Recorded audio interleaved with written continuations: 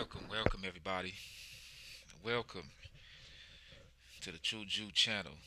It's your brother, it's your Ak True Jew, host of the Voice of Zion. Yeah, we still rocking with it. We still rocking with it. We still doing our best to maintain in this world of pain. Yeah, um, you read that title right. Twilight Zone, the Tyre Nichols saga. I feel like it's a saga. I feel like it's a play. I feel like it's something deeper. You know this channel. You know we like to bring out information in regards to psyops. We like to bring out information in regards to crafty counsel and the sort of things that are used against the people, even if those things used against the people appear to be from their own doing. I'm going to touch on this unfortunate situation, and I'm gonna touch on it, and it's gonna trigger. It's probably going to trigger you. It's probably going to make you feel some kind of way, the things that I have to say. So I'm just putting a disclaimer out there ahead of time. I wasn't going to view the footage. I've known about the footage, I think, just like the rest of the world now, as far as the release of it. I wasn't going to view it in. We're not going to view the footage tonight on this live stream. We're not going to do that. We're going to talk about it, though. And we're going to talk about it as reasonably as possible. As reasonably as possible. If you're just now joining the live stream or you tapping in with me, go ahead on and leave a comment for me so I know that you're in the building. I'm still getting used to this new software. I'm not on YouTube's platform directly, so it's difficult for me to ascertain if I have anybody viewing the live stream without you all letting me know that you're present and accounted for, okay? So I would greatly appreciate that. If you feel so moved to go ahead on and hit that thumbs up button so we could get popping in the algorithm and we could get this live stream registering in YouTube's algorithm, okay? I wasn't going to watch the footage because I said, here we go again. Another police killing, another senseless death. My condolences due out to the young man's family, his mother in particular. You know, his mother was the one that he cried out for and cried out to when he was being beat by the officers, or when the officers began to inflict that force on him. Now, I am actually thankful to the Most High that I was led to watch the footage that was made available. Okay, and I know we talk about justice often. We talk about justice as a people who have oftentimes been served injustice. Okay, and I know about that injustice very closely. The city that I'm from in the Bay Area, Vallejo, California, we have had our share of injustice. Peers of mine, friends of mine, have experienced injustice at the hands of the judicial system in the Bay Area. And we are very familiar with that sense of injustice and what it feels like to be wronged on such a level where we feel helpless and we feel powerless in the face of those who have all the power, all the control, who in the face of those who make the laws, in the face of those who can bypass laws that have been established and would otherwise utilize those laws to uphold the law if it was in their favor to do so. And in this situation, it's like a Twilight Zone situation where I remember watching a movie. I think it might have been a short film where the roles were reversed in society, where it was a role reversal to the point where the police that were in charge and had the backing of the judicial system were so-called black men, while the so-called victim was a so-called white person. And in this film, this short film, the black officers not only inflicted a form of injustice on this white person, but also got off scot free and wasn't worried about the judicial system punishing them because it was a play on what has actually happened in real life. You know, those of us in the Israelite community, in the so called black community of this country, are very, very well aware of how the police inception began with the patty rollers. The officers of the elite. The police have always been officers to work for the elite. The elite were not going to go out and hunt down and try to capture any enslaved individual that by all rights and means wanted to run away off of the plantation and get free from that form of injustice, from that form of oppression, from that form of inhumane treatment. Okay? And because the elite of those days were not willing to hunt down who they considered their property, they would hire individuals who were not in that class of elitism to do the dirty work and to load up and mount up and to get the hounds and get individuals of like mind to hunt down people who no longer wanted to be enslaved, people who no longer wanted inhumane treatment, people who didn't want to be castrated, raped, or persecuted and forced to do labor against their will. And we're very familiar with why the police in this country were created. Over time, through public relations and marketing of the police industry, we've began to see police spread out throughout the nation and in their more righteous sense utilized to stop the advent of crime and criminal activity and to actually be a presence within the communities that they serve as a symbol of justice, a symbol of what justice could look like if it was executed properly and correctly, a symbol of protection, where the innocent can be protected and the guilty or the alleged guilty can be captured for eventual prosecution and conviction and then justly uh, justly penalized and all of those sorts of things that we expect the justice system to extend to those of us who are abiding by the law. Again, disclaimer, I'm going to say some things that will definitely trigger and cause you hopefully to think deeper about what we have witnessed in the Tyre Nichols situation or the Tyre Nichols saga, I'll say. I was gonna go live without watching that video, but I'm thankful that I did. The video begins actually ironically. Well, before I touch on the video, this is one of the first times in the society where we've seen police officers immediately be disciplined by their superiors. This is the first time in policing society in this country that I can recall where officers were immediately reprimanded for their erroneous action towards a civilian, immediately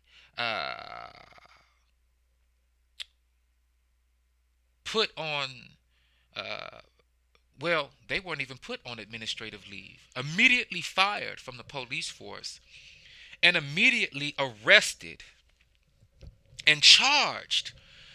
In this case, these 5 police officers were charged with second-degree murder, amongst other charges. And what's different about these particular police officers is that they were so-called black men who were charged, arrested, and fired, immediately reprimanded from their jobs. And the reason that we have to talk about this from this perspective is that this is just what it is. This is how the cookie crumbled in this particular situation. But we have countless number of incidents between police and citizens where the police were white police officers. And the individual, just like in this case, happened to be a so called black man, or a black woman, in this case, a black man. So called, of course, an Israelite. And unfortunately, in this particular situation, though, we've begun to see an immediate sense of justice being served to the individuals who were involved in the incident. Now, remember, I prefaced this with a disclaimer, and I also mentioned where I'm from. I'm from Vallejo, California. And I was in the city and present every single time that police injustice was committed against one of my peers or somebody within the community of color. And each time one of those police officers committed an injustice against somebody in my community, the individual who was killed was a young, life in front of their face, Israelite or so called black man. And every single time that they were gunned down, or a person of color, Latino, person of color, every time the individual was gunned down and served that dosage of injustice, it was at the hands of a white police officer. Every single time. And every single time that white police officer served that level of injustice to that individual who was on the receiving end of it, that police officer was put on paid administrative leave. That police officer was not charged with the crime. And if that police officer was charged by some happenstance, they were acquitted of all the charges and they were allowed to continue in their profession. Recently, one of those police officers were actually fired from Vallejo PD, but they were not charged with any crime, and they were actually hired onto the staff of a department of a neighboring county to continue in their career. Vallejo police is synonymous with the badging, the point badge, the point bending on the star badge, meaning that they would take their badges and they would bend. They had a brotherhood within Vallejo Police Department where they would bend the badges, bend the points of their badge every time that they killed a person of color. And it was a gang. It was a crime against humanity. It was a civil injustice committed.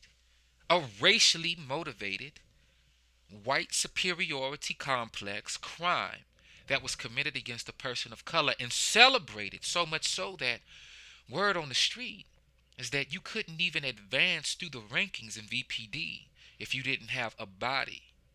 If you didn't catch a body, that means killed an individual. And the individual that had to be killed was somebody of color or somebody on the lowest tier of society that society wouldn't miss according to their protocol.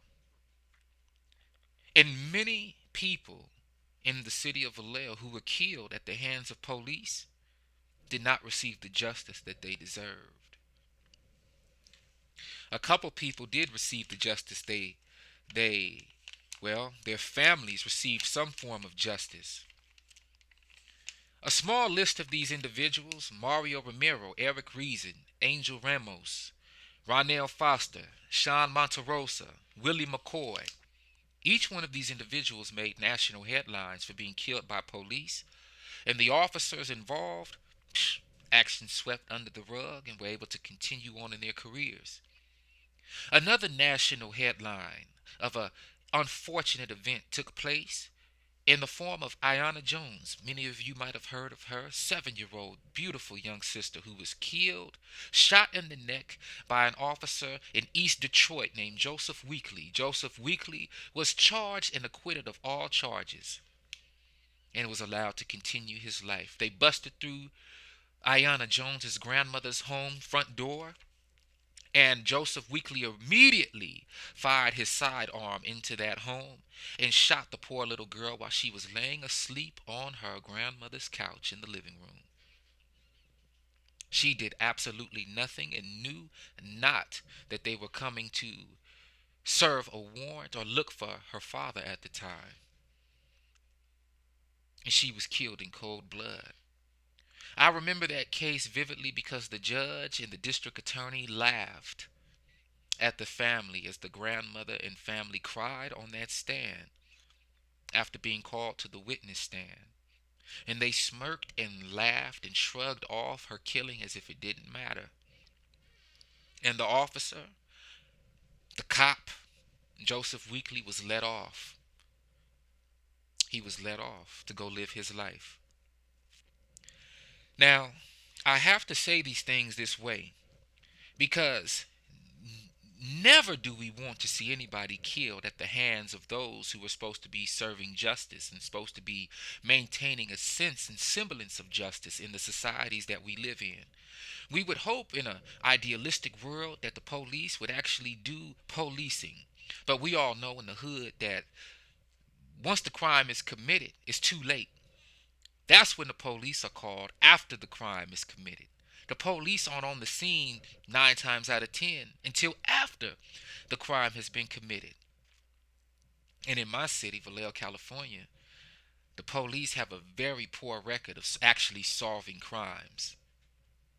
And you could go and look at the ratio of crimes solved to crimes unsolved in my city, and you'll be able to see that what I'm saying is true. Very poor detective work. And I'm sure they're not the only city department that has poor detective work. But the point is, when crimes are committed in communities where policing is needed, the police are nowhere to be found until after the crime has been committed. So it's kind of an oxymoron to even have police in that sense. However, where crimes are not easily proven to have been committed, in my city, the police are right there. Cowboys, ready to take and kill and to steal life away from people who are otherwise innocent. And not just in my city, but in cities all across the nation. And all across the nation, like I said, and like we know, we see crimes being committed by police officers who are not of the people in the communities that they are supposed to serve. These police officers oftentimes don't even live in the regions that they are policing. So they don't have an empathetic sense of connection to these places, and they kill without regard to the people whom they are removing from out of those areas and regions through death. I find it odd that at the killing of Tyre Nichols, all of a sudden, white people all over the nation want to voice the inhumane treatment of Tyre Nichols. All of a sudden, we've seen multiple police deaths. Oscar Grant, Ayanna Jones, Philando Castillo. Wasn't that his name? Philando. We've seen, who else have we seen? Breonna Taylor, Sandra Bland. The list, it's innumerable list. Eric Gardner. It's an innumerable list. Freddie Gray. It's an innumerable list. But this is the first time that I can recall that police chiefs all over the nation were decrying this act committed by these 5 Memphis police officers, and were talking about how incorrect their policing was and how there needs to be immediate justice served. Now, I'm all for justice. And these are where the trigger warnings must come in if you're watching and just tuning in to this live stream. I'm all for justice. Kill by the sword, you must die by the sword. That's scripture. However, I've never seen this level of so-called voicing of inhumane treatment by a civilian individual at the hands of the police until today. I've never seen police chiefs all over the nation commend Memphis police chief for her quick and swift removal of these officers and firing of these officers. I've never seen police chiefs all over the nation be so quick to commend the judicial system of Memphis for arresting these five individuals. Now, I've heard and I've been listening to the story all this time, but until I actually saw the footage, it's making me feel some kind of way. And yes, I'm all about justice. But let's talk about the footage for a moment. Because if these were five white police officers, they would be sipping pina coladas in the Bahamas on paid vacation right now. Because what I saw in the footage was a young man who was pulled over during a traffic stop. This young man, you notice how I said young man? He didn't have to be black, white, anything, but a man. But because we're doing the whole race baiting and we're doing that whole narrative right now, and not me, I'm just speaking my perspective on this as your brother, as your Ak. He was a melanated man. He was an Israelite. But one thing that I noticed as this footage has been released is that there were five officers charged with the killing of this individual, but there were more than five on the scene. And the very first police footage that we see from police cameras is not coming from it's not coming from one of the Israelite officers at all. It's coming from a so-called white or Edomite officer. That's the very first perspective that we see. As the policeman is getting out of his vehicle, that camera footage is coming from an Edomite officer, a so-called white person's body camera. We hear the tussling and we hear the speech that we are familiar with from police. Get on the ground. Let me see your hands. All of that rough vocalization that we hear that oftentimes people are afraid of when they hear it. And if people aren't used to or accustomed to that type of energy being hurled at them, they can freeze up or they might not be able to listen to directions as soundly as one who is being spoken to, like how I'm speaking to you now.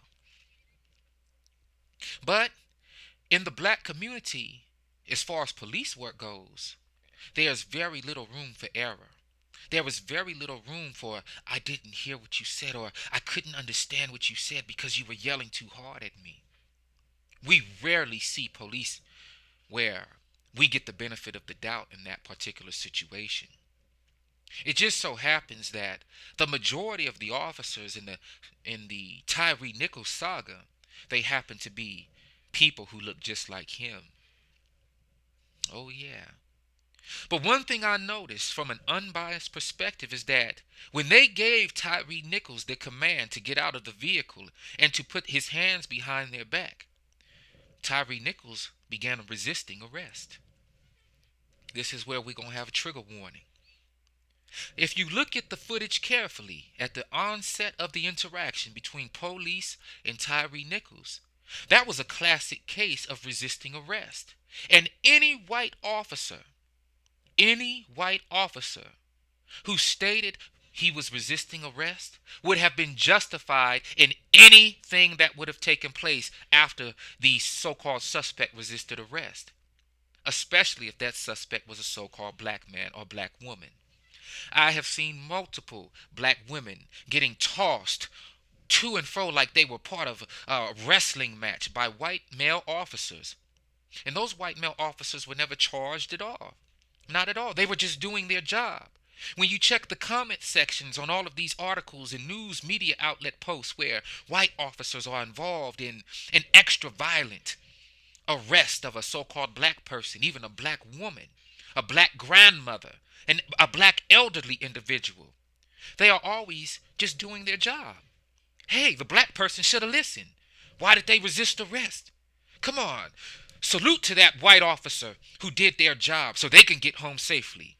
They want to get home to their families too. They don't know who they're dealing with, even if it's an elderly black woman or an elderly black man. All of a sudden, the white officer is justified because he didn't know who he was dealing with and had to make sure that he and his comrades were safe. I'm going to touch on some things that ain't going to sit too well. So trigger warning. But in the case of Tyre Nichols and these five officers who have been arrested, where is their cry out for safety? Where is their justification in doing what they eventually did and felt that they had to do? Because when we look at that footage, Tyre Nichols wanted to slide his way out of being arrested.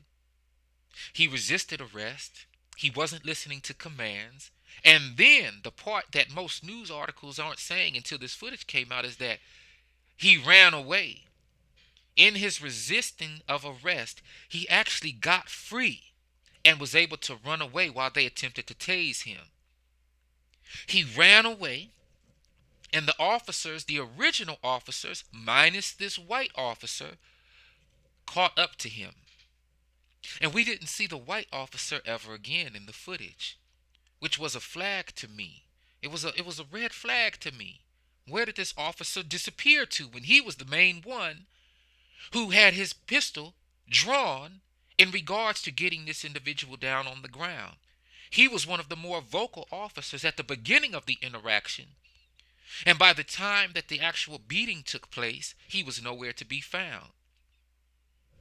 And in between the running away of Tyre Nichols to the beating, it was at least 4 to 5 minutes, giving this white officer time to hop into his patrol car and get to the scene where the other officers had ran to. Oh yeah, we're going to talk about this. So Tyre Nichols was beat not because he was black. That's not why he was beat. He wasn't beat in this situation because it was a racial motivation. He was beat because he literally resisted arrest and he ran from officers who were trying to arrest him.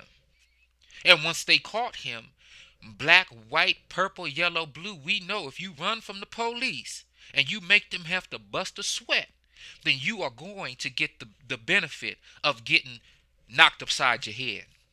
We know this in the hood. We know this. As soon as we run away from the police and get caught, we know that any rights that we could have had are now out the window. And we are at the mercy of these arresting officers. We know this in the black community. Tyre Nichols thought crying for his mother was going to stop these police from beating on him. I wish he would have cried out to the Most High. I wish he would have prayed to the Most High before he even got in his vehicle and set his mind right on how he was going to interact should something like that happen to him. And that he would have listened to officers' commands to keep the situation from even going there. Yeah, this is going to hurt. The truth hurts. But Tyre Nichols was wrong. And I find this whole situation interesting because we just got out of something with Kyrie Irving. And now we're dealing with something with Tyre Nichols. Now, Kyrie Irving made national news for just posting a link to a video that was describing who we are as Hebrew Israelite people, how we've been oppressed and why we've been oppressed in this place of our captivity. And now we have an individual named Tyre Nichols who was killed at the hands of his own brothers. Now, I talked about the historical significance of the police and how this is one of those weird Twilight Zone situations where now all of a sudden police, the victim, is actually starting to see justice immediately extended to him, even though he's no longer here. His family is immediately beginning to see justice. The police chief that was involved with firing these individuals is a black woman, an Israelite woman. And all of a sudden, we see justice being extended throughout the whole situation, from the top to the bottom. I'm sure Tyre Nichols' family will be paid handsomely for what happened. I'm sure these officers will serve jail time. And I'm sure that this police chief, she will get awarded and celebrated for her swift action. The issue that I'm having is that these 5 Israelite police officers have been locked up and fired, and they weren't given paid administrative leave. They weren't allowed to sit at home while evidence was stacked against them. They weren't allowed to make moves behind the scenes that would allow them to somehow secure a sense of freedom. post bond until a trial, like the countless of other white police officers who are their peers. What we are seeing is our people, as Israelite people, being promoted to positions that allow them to inflict harm, pain, and hurt on their own people, while also being made to look like we have power over a situation to discipline our people in those positions, when that's not the case at all. See, the puppet master is still controlling this situation. Don't you think that police chief, that sister out there in Memphis, acted on her own reconnaissance? Oh, no. Don't you fall for that one now. Don't fall for that one. Don't fall for that one. If that sister wanted to keep her job, she was going to have those 5 brothers arrested. Believe that. Now, if she was a white woman, or if she was a white chief, if that chief was a white man, oh no, he wouldn't be in that position at all. You best believe. Now, if those 5 police officers were white, and that police chief was a white man or woman, we wouldn't see any swift justice at all, is my point. So all of these hypocritical police departments across the nation who are saying how swift the justice was in regards to this case, these are the same police chiefs who allowed their white police officers off scot-free and put them on paid administrative leave when those police officers killed an Israelite man or woman.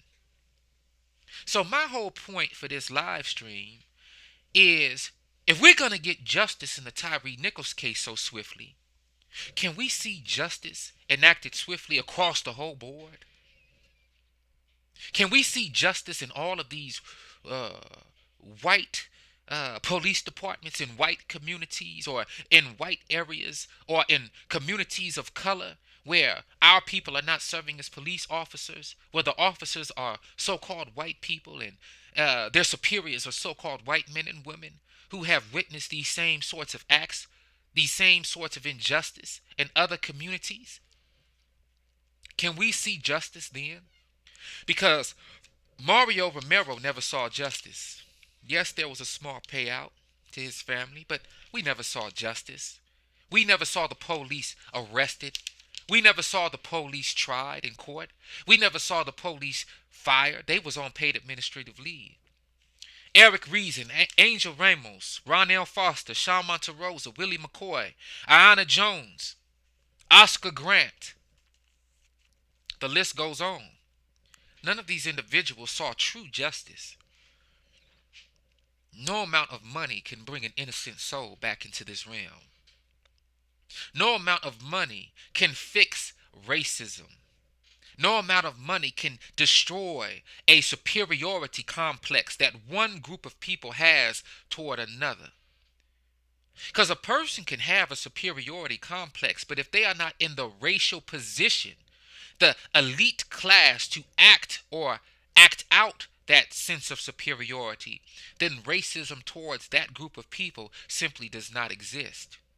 Racism only exists when the class of individuals who hold the higher form of superiority can actually enact that racism through laws, through bylaws, through judicial laws, okay, and actually stand on them or bend and break them whenever they want to.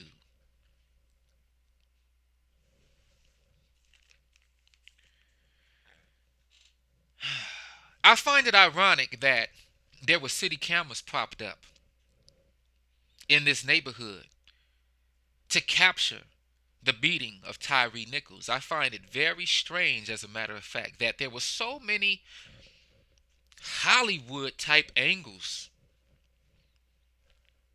that were made available.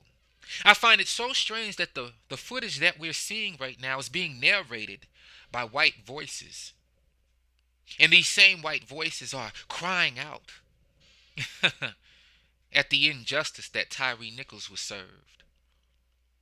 But where were these same white voices, and where were these white media floating heads when Oscar Grant was killed, when Mario Romero was killed, when Ronell Foster was killed, when Willie McCoy was killed? when Eric Gardner was killed and Sandra Bland was killed, and a countless number of other people. Where were they then? These are just questions to think about because we're talking about justice here. When an individual is killed inhumanely and served injustice, we as an entire group of people, we need to be unbiased and talk about this thing for real. But when we have a countless number of individuals getting off scot-free, and they have committed the same crime as these 5 police officers in Memphis, we have to look at that. Now remember, any other police department, any other officers in a police department where an individual resists arrest and even does so much as run away from the arresting police officers, any force that the police would have enacted on that individual would have been considered justified if they were white.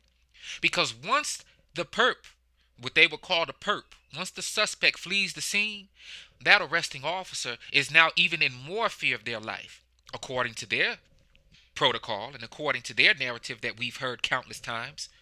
Because once that individual hits that corner, once he hits that fence, once he hides under that vehicle, once he breaks into that back door of that home, that officer doesn't know if that individual has a knife, a weapon. That officer, that arresting officer, doesn't know if there's bombs strapped to that individual. That arresting officer doesn't know if a weapon was retrieved in the place where that individual ran to. So at that very point, the officer wanting to go home and wanting to finish out his shift and wanting to make it back to his family and not wanting to be harmed himself is going to do whatever he can to make sure that he is on the protected side of things. We know this. This isn't new at all. This is nothing new. But the perspective has been changed. Now, what those brothers did, those police officers, what they did to Tyre Nichols is one of the curses that the Israelite people would have to go through and be placed onto our people in the place of our captivity. What particular curse am I talking about? An evil eye toward your brother. We read in the book of Deuteronomy chapter 28, verse 54. And let's just start at verse 54. The man among you who is tender and who is very delicate, his eye is evil against his brother. That's exactly what we saw. You would have liked to thought that the police officers would have had a sense of brotherhood after everything we've been through in this society at the hands of the patty roller, at the hands of the police. But instead, these brothers went on and they got at the brother Tyre Nichols initially as somebody who was a threat. Now, we know that the body cam footage didn't start immediately. They felt that he was an erratic driver. So, without being in the boots of these men who also want to get home to their families, we don't know. And we know that Memphis, this is one thing that we have to remember, y'all. It just hit me. Memphis is an open carry state. You're allowed to wear a firearm as a civilian in Memphis. So we don't know what the officer's mindset was when it actually came to pulling Tyre Nichols over. But we can at least assume that because Memphis is an open carry, open carry state. Tennessee is an open carry state, and Memphis allows open carry as well because they are within the state. So we don't know what the officer's mindset really was, but at a bare minimum, we could at least assume that they thought that whoever was in this vehicle was definitely carrying. And if they felt and thought that he was carrying, then they would have dealt with him a certain way. Now, one thing that I noticed in the video is that the officers immediately went to open the door of Tyre Nichols' vehicle. Now, just like in the Willie McCoy case in Vallejo, California, if the officers were really in fear for their life, they would have kept their distance and waited till they had confirmation that the individual was not armed and dangerous. He could have been armed because state law suggests that an individual can carry a sidearm in Tennessee. However, that armed individual did not have to be and dangerous. Okay? Yes, it's going to be some trigger warnings, no pun intended. The officers immediately, after vocalizing their desire to have Tyre Nichols out of the vehicle, one of the first officers pulled open the vehicle door and yanked him out, which would let me know that they immediately identified that he was not carrying a pistol, or at least the pistol was not out. Okay? So at that point, if that was a white officer who wanted to use the statement, "Oh, I was in fear of my life," many of us Israelite people who have seen these types of heinous crimes forever would say, "Wait a second, if you were afraid for your life and fearful of your life, why did you go so close to the vehicle? Why did you open the vehicle manually? Why did you snatch this individual out of his vehicle? If you were afraid for your life, wouldn't you have kept distance and waited for a clear?" But in this situation, if those officers try to use that as a reason for why they used excessive force, I don't think that that's going to fly. Why? Because these 5 officers are being used as a scapegoat so that society as a whole, especially the so-called black community, can finally feel a sense of justice with police being charged and prosecuted and placed into prison just because they wore a badge and because they had the role and position and title of police officer. Meanwhile, countless of white police officers, Asian police officers who have committed the very, very same crime are off just looking like, woo-wee.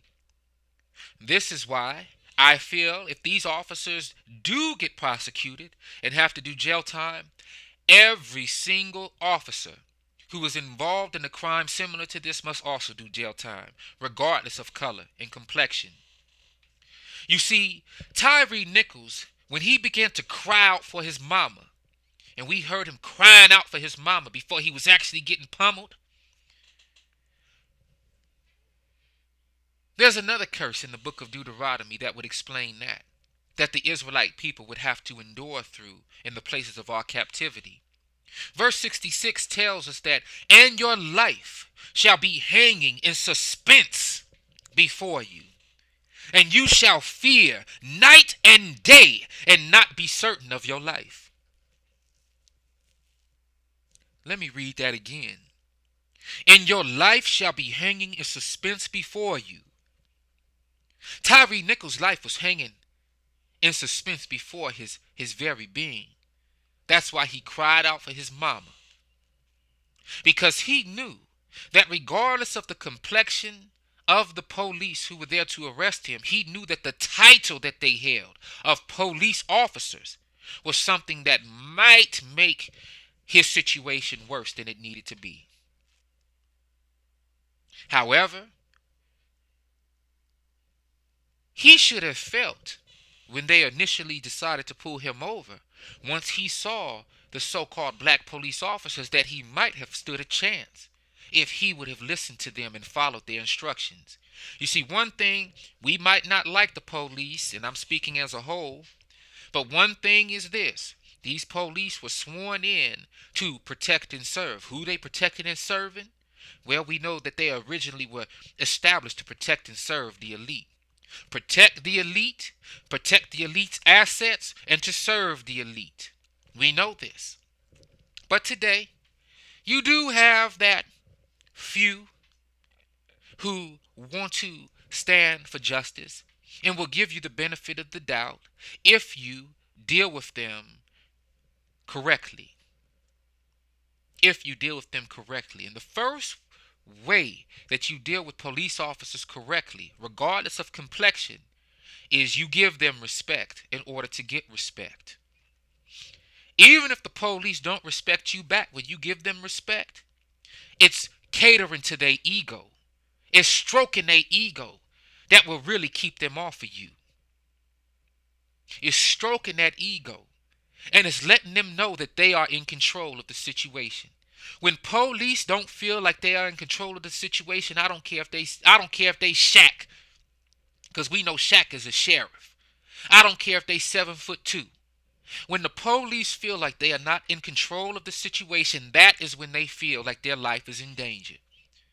And the law, from the judicial side of things in dealing with police, will support their reasoning when they feel that they have to exact violence to protect their essence on that force. But this situation is different. This is the first time we've seen 5 so-called black police officers being charged, being fired, not being put on administrative leave, and being arrested. This is the first time we've seen black police officers or police officers in general with their names being put on public record. What about their families? What about the police families? Because we know if they were white, those white police officers' names would not be published because fear of their family would be a key primary reason for the media to not post their names. Fear of revenge from society, targeting a family member of these police officers who committed the heinous crime, right? So what about the safety of these police officers' families who didn't have nothing to do with it? Who I'm sure are also people of color. What about them?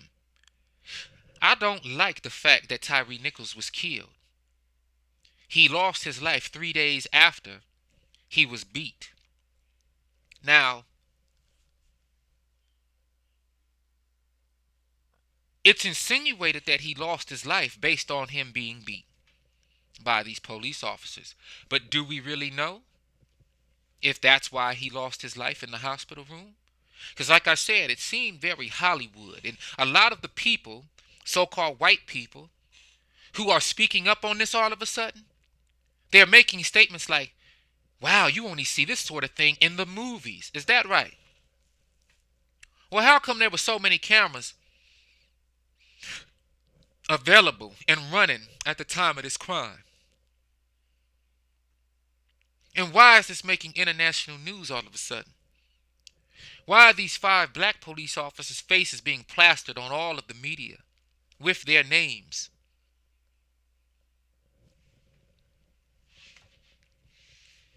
I'll tell you why. Psalm chapter 83, verses 3 through 5. Let me start at verse 2. Psalm 83, verses 2 through 5. For look, your enemies make an uproar, and those hating you have lifted up their head. You see, the Israelite people have been hated since our inception because we were chosen by the Most High to be the ambassadors and a royal priesthood of the Most High to the rest of the world. We received hatred from our inception. But once we were placed into our captivities, and once we were identified as the people of the book, our enemies have chosen when and when not to make an uproar in regards to our downfall. I need y'all to listen carefully, because that's exactly what we're seeing right now. The enemy isn't going to make an uproar when it's one of them. Oh no, the enemy's going to be silent. The enemy's going to sit back and hope that evidence is not collected. The enemy is going to wipe evidence clean. The enemy is going to sweep evidence under the rug. The enemy is going to ignore the evidence when it has to do with them. It's only when a scapegoat is present that the enemy can now throw the book at one of their own. But we all know, just like in the days of our enslavement on them plantations, you always had an Uncle Ruckus type who wanted to join the patty roller. You always had an Uncle Ruckus type, a coon, who wanted to stand up there and help Massa and them find the routes that we had identified to run into freedom. You always had an Uncle Ruckus, a Sambo, who wanted to help Massa and them hold the hounds while we was running through the swamp. You always had an Uncle Ruckus type who wanted to grab a hoe or a rake, or maybe, just maybe, he can get a one-shot rifle and he can help chase down one of his brothers or his sister so that he might get a better position on that plantation when time came for a raise. So we know that these police officers, in the form of these brothers, we know that they was working with the enemy, for lack of a better term. But we would have hoped that they would have been placed in position to have a little more leniency on one of their own, just like white folks have leniency on their own. We have for the longest asked for a representation from the police community within our own community, meaning we have often wanted those who look like us to police us if police were necessary. And now we got a taste of it, and you see how our enemies are utilizing this narrative to say, see, this is why we don't hire you guys to police you guys, because look what'll happen. You'll kill one another. It's just more black on black crime, Tyrone. Come on, Janiqua. It's more black on black crime. This is why we have to have Harold and the guys in there. This is what they say. For look, your enemies make an uproar. All of a sudden, they want an uproar. And they want to cry out at the injustice or cry out at the crime that was committed against Tyre Nichols. All of a sudden, they care. All of a sudden, they care. They care.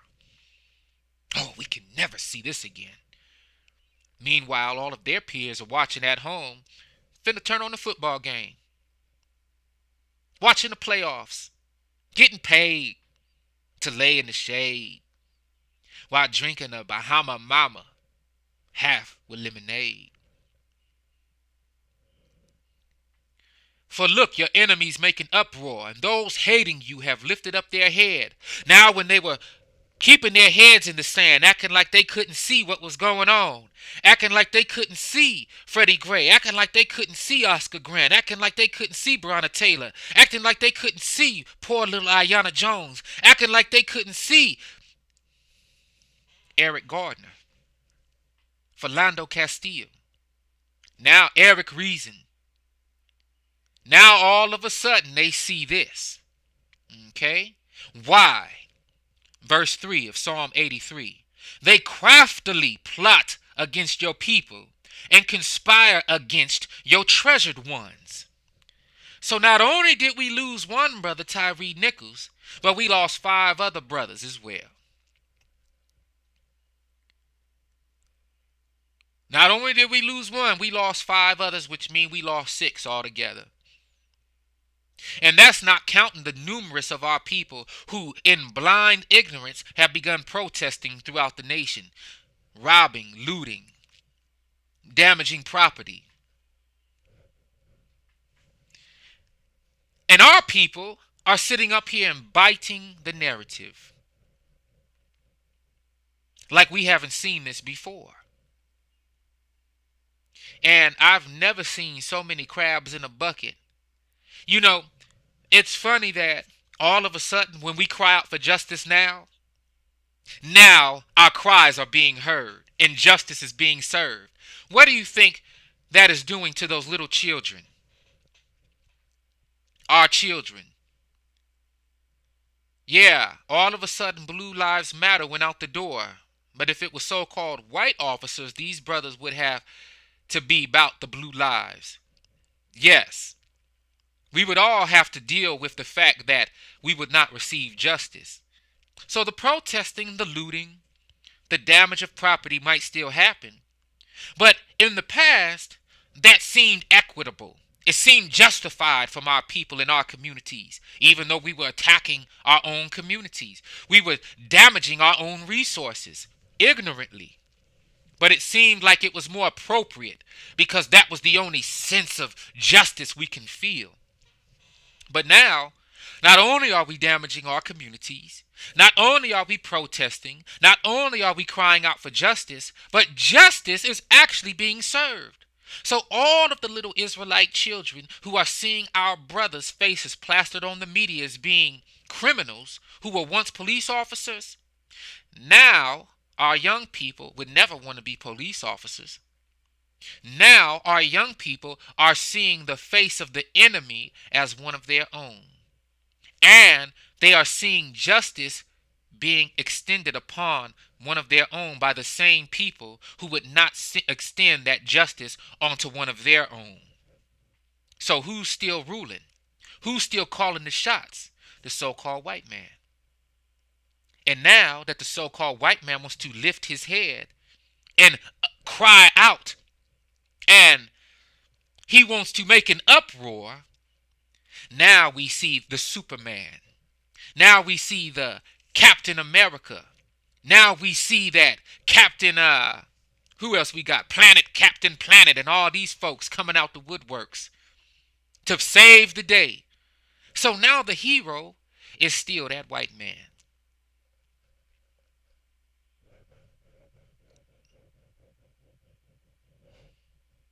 Talk about a slap in the face. I'm all for justice, but I need to see justice across the board. And thank you for that comment, Awakened Goddess. Blessings to you. For look, your enemies make an uproar, and those hating you have lifted up their head. Verse 3. They craftily plot against your people and conspire against your treasured ones. You see, the Israelite people are the treasure of the Most High, the apple in the eye of the Most High. So even though we're going through all of this in this captivity, we are still seen as the treasure of the Most High. Listen at this. Verse 4. They have said, talking about these enemies, these crafty ones. They have said, come and let us wipe them out as a nation, and let the name of Yisrael be remembered no more. Remember, I just stated how not only one brother was taken out, but 5 more brothers was taken out for a total of 6, not counting those who were arrested during the protests. This would have never happened to an Edomite. This would have never happened to a so-called Asian or so-called white person. When crimes like this are committed and we see injustice at the hands of police, oh no, they're celebrated. They're put on vacation, paid administrative leave, and they're able to retain their job, even if it's in another department. And they're celebrated for this. They're superstars in the department.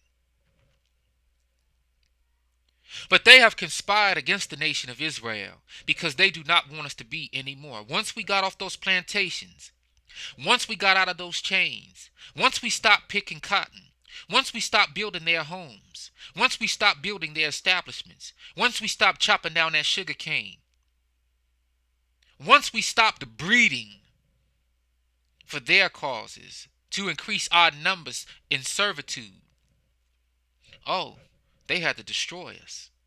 This is why we've never received or will receive a reparation from them. Our reparations will come from the Most High. And yes, we will leave this place in great abundance, but it will not happen until the Most High decrees it to be so. So all of this, we want reparations and all of this. They have punished these 5 police officers as a form of subconscious reparation. We didn't realize it. Well, those of us who are awake are realizing it. But they want to serve us justice at the hand of our own. They don't want to serve us justice where justice is truly due. To where we can celebrate white police officers being charged and arrested and fired and not allowed to serve in another police department. That's the type of justice we want to see, because we know that this racism is happening from the core of this system. It's being allowed to be perpetrated. We know that this is just a phony act for those of us whose eyes are awakened. But it's happening because they have said, come and let us wipe them out as a nation, and let the name of Yisrael be remembered no more. For they have conspired together with one heart. This is a conspiracy. This isn't a conspiracy theory. Just look at everything. Look at the facts. Look at the statistics. This is the first time that 5 black police officers have actually had justice served onto them in regards to something that they did to a civilian. Let me not say 5 black police officers. Let me say 5 police officers who happen to be black. Because we haven't seen this before. Why did they conspire together with one heart? the enemy of Israel. Why did they do this? They have made a covenant against you because they want to see us wiped out as a nation. Okay? And this is one of those rare opportunities where the white superiority complex can use our own as scapegoats in order to look like they are righting some wrongs. But all they did was just got rid of 5 more Negroes. That's all they did. You thought they wanted them Negroes on Memphis PD? With even an ounce of belief that they had a sense of power? What's getting me about this whole thing, now that I think about it, what happened to that white police officer at the very beginning of the video?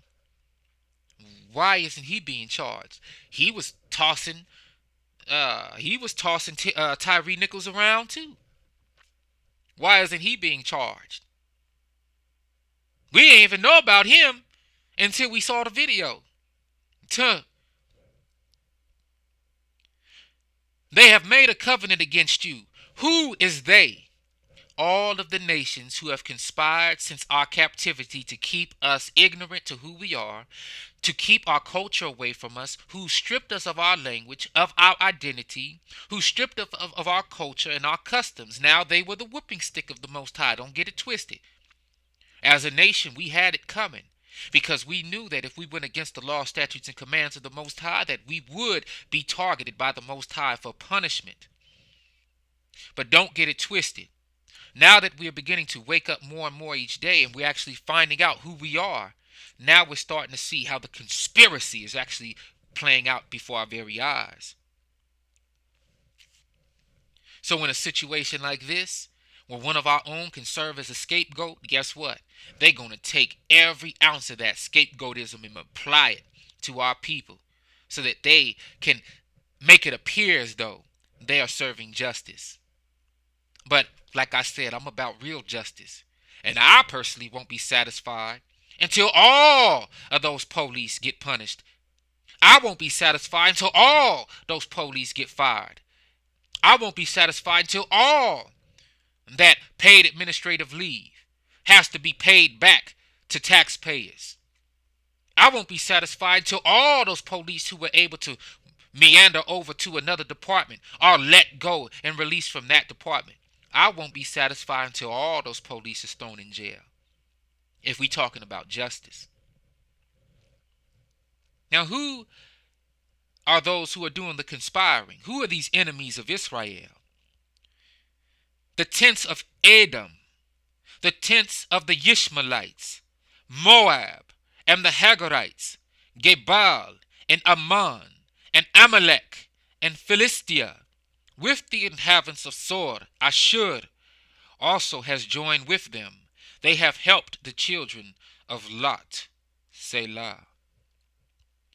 All of these nations that I just named are present on the earth today, and all of them have capitalized off of our punishment. All of them have waxed fat and grown extremely, absorbently wealthy off of our captivity. And whenever one of these nations commit a crime against us, it is celebrated, laughed at, and swept under the rug. No different than when we commit a crime against one of us. Except because they have a desire to remove us off the face of the earth, when one of us commit a crime against one of us, we see like what we see today.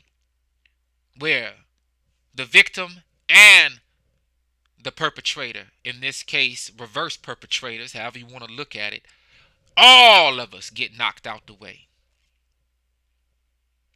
But I must go back to the beginning of that video. Had Tyre Nichols listened, had he listened and followed those police officers' commands, I don't think he would have been killed. I think he would still be here today. I think he would still be here today. Now you have the Department of Justice. The Department of Justice, the DOJ, is seeking to create a civil rights case. Okay? A civil rights case. They're saying things like this situation is worse than Rodney King. And I mean, it did end in a death, and Rodney King was beat grossly, but he is made to still be alive. However, the police officers involved with Rodney King, two of them were acquitted. And two of them only had to do about 2.5 years of time. We have yet to see how much time these five police officers are going to do. And we have yet to see if they will be acquitted. But in this particular case, I hope they are able to get great lawyers. And this is why I say my condolences to Tyre Nichols' family. I know there's a lot of pain in losing a loved one. But not one time have I heard any member of Tyre Nichols' family say, my son was wrong. Even though my son's death was an injustice, and that excessive force perhaps didn't have to be utilized like that once he was neutralized, in the stance of we now have him and we recognize that he doesn't have any weapons on him and we actually have him in cuffs, officers could have treated him differently. But the facts of the matter are, based off what we saw on the tape, Tyre Nichols ran away and he resisted arrest. And had them officers been white, oh, they would be fully justified and celebrated for what they felt they had to do. Yes, there would be an outcry, but each and every one of those officers names would be protected, identity would be protected, their families would be protected, and they would be on paid administrative leave until further comment. The video would not have been released until it was scrubbed of any type of information that would be indicative of evidence that would benefit the person who was killed or beat, and we would have to deal with whatever they allowed us to see. So I want you all to think about this as you come across this live stream, as you come across this particular lesson in this study. Of course, I hope everybody had a peaceful Shabbat Shalom. I hope everybody had a peaceful evening. But I was not going to be able to sit and just watch this one. You know, there's too much loaded energy in regards to this situation. There's too much loaded energy. And as much as as much as I dislike and I hate evil, as much as I dislike and I hate to see our people against each other, I have to look at what happened case by case. And as much as I would like to be biased and pull the race card and say, oh, well, hey, black folk shouldn't be getting arrested for this and this and that, I have to look at this and have to say, if this was anybody else, if this happened to anybody else, we wouldn't be seeing the law working this swiftly and quickly. I mean, hey, a little innocent boy, Tamir Rice, was gunned down on a playground. Them police officers got off. A little boy named Trayvon Martin, this wasn't by the police hands, but a man took the law into his own hands and claimed that his life was at stake. So he felt he needed to kill that little boy. Now, that dude who killed Trayvon Martin, not only has he been celebrated, but he was actually allowed to auction off the pistol that he used to kill Trayvon Martin for a very hefty sum. And he's still walking around here free right now. Ain't nobody opened that case back up. Ain't nobody second guess or question the judge's decision or the jury's decision once that case was closed. And he's considered a hero. A punk, but he was considered a hero. Those police officers, I didn't see them. I didn't see any of the so-called black police officers, according to that video, pull their weapon out. They had tasers out, but not the firearm. So it's something to think about. It's something to think about. I know this was a very factually opinionated live stream, but you'll be able to go and do your own due diligence. All the names that I shared, all the cases that I referenced, and all the verdicts to those cases, if they saw court. Again, my condolences to all the families involved. Very unfortunate situation. Israel, we have to do better. We have to make better decisions. We have to know what type of crafty counsel is up against us every single day. We have to be able to discern right from wrong, and we have to stand on the side of righteousness. We have to be able to know when to zip our lip and when to speak up. We have to know when to stand boldly and sit down. We have to know the importance of leaving our home and getting back to our home. We have to recognize the importance of family and what a split decision, an erroneous split decision, what the consequences of that can be.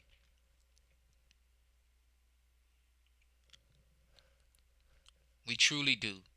But look, it's your brother True Jew tapping in with you the only way I know how. Raw, real, and uncut. Thank you for everybody that joined the live stream today. Thank you for everybody that joined the stream, period.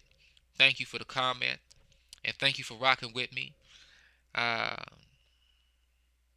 I come in the only way I know how. Raw, real, and uncut. Until next time, most of Mama Papa willing, I'll be back with another one.